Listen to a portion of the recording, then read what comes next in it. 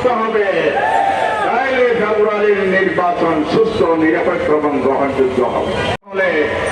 যে 84টি জায়গা নিয়ে ঐক্যমত কমিশনের ঐক্য হয়েছে, এগুলো সম্মিলিত ভাবে সকল দলের ঐক্যমত থাকুক বা নাই থাকুক, যে 84টা হয়েছে সেটার উপর জুলাই সনদ রচনা করুন।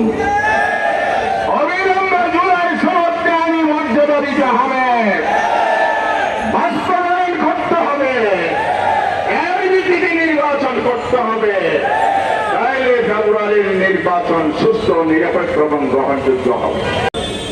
কর্মীদের উপর বাংলাদেশের দেশপ্রেমিক গণতান্ত্রিক মানুষের উপর এভাবে পৈশাচিক হামলা হতো না।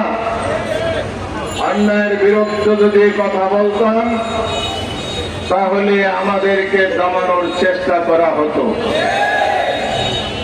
সেই যুগকে এখন আর আছে?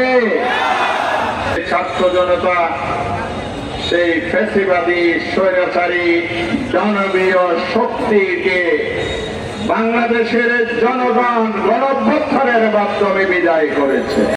সুতরাং আপনার প্রতি, আপনার সরকারের প্রতি সুস্পষ্ট দাবি, ভিডিও ফুটেজ দেখেন, কারা কারা এই অপকর্মে জড়িত ছিল।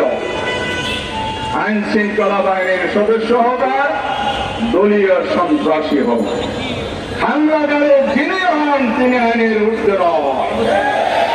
তদন্তপূর্বক ভিডিও ফুটেজ দেখে দ্রুত তাদেরকে আইনের আওতায় আনুন, তাদেরকে গ্রেফতার করতে হবে।